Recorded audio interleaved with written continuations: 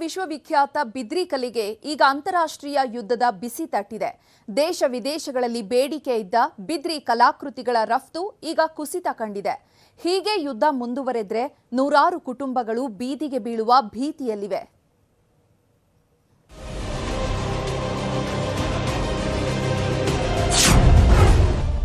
ಬಿದ್ರಿ ಕಲಾವಿದರಿಗೆ ಯುದ್ಧದ ಸಂಕಷ್ಟ, ಕಲಾಕೃತಿ ರಫ್ತು ಮಾಡಲಾಗದೆ ಪರದಾಟ. ಬೀದರ್ನ ಬಿದ್ರಿ ಕಲೆ ಐತಿಹಾಸಿಕ ಜಗದ್ವಿಖ್ಯಾತ ಕಲೆ, ಭಾರತದ ಹೆಮ್ಮೆ. ಕಪ್ಪು ಮಿಶ್ರಿತ ಲೋಹದ ಮೇಲೆ ಬೆಳ್ಳಿಯ ನವಿರು ಕೆತ್ತನೆಯಿಂದ ಕಂಗೊಳಿಸುವ ಈ ಕಲಾಕೃತಿಗಳಿಗೆ ಇಡೀ ವಿಶ್ವವೇ ಮಾರು ಹೋಗಿದೆ. ಆದ್ರೀಗ ಈ ಕಲೆಯ ಮೇಲೆ ಯುದ್ಧದ ಕರಿನೆರಳು ಬಿದ್ದಿದೆ. ಮಧ್ಯಪ್ರಾಚ್ಯ ರಾಷ್ಟ್ರಗಳಲ್ಲಿನ ಯುದ್ಧದ ಉದ್ವಿಗ್ನತೆ ಕಲಾವಿದರಿಗೆ ಸಂಕಷ್ಟ ತಂದೊಡ್ಡಿದೆ.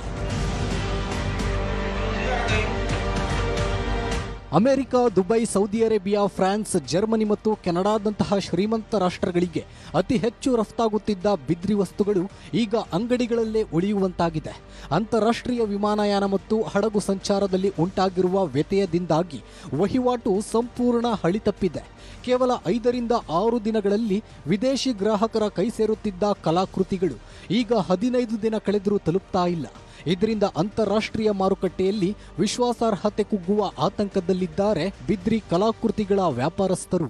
वार की वजह से क्योंकि शिपिंग बंद हो गया, शिपिंग बहुत डिले प्रोसेस पे चल रहा है, और दूसरी बात यह है कि इंडिया को टूरिस्ट नहीं आ रहे, तो हमारी इंडस्ट्री के आर्टिजनों को बहुत बड़ा फर्क पड़ा हुआ है.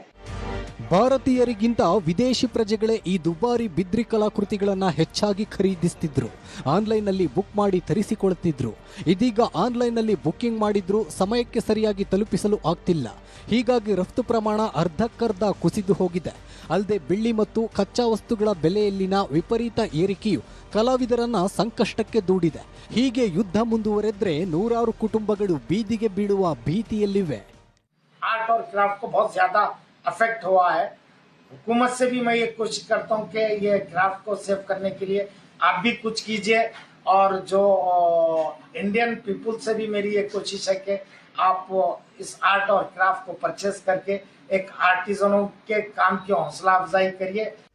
ಒಟ್ಟಾರೆ ಸಾವಿರಾರು ಕಿಲೋಮೀಟರ್ ದೂರದಲ್ಲಿ ನಡೆಯುತ್ತಿರೋ ಯುದ್ಧ ಬೀದರ್ನ ಬಿದ್ರಿ ಕಲಾವಿದರ ಅನ್ನಕ್ಕೆ ಕಲ್ಲು ಹಾಕ್ತಿರೋದಂತೂ ಸುಳ್ಳಲ್ಲ. ದುರ್ಗಪ್ಪ ಹೊಸಮನಿ, ನ್ಯೂಸ್ 18 ಬೀದರ್.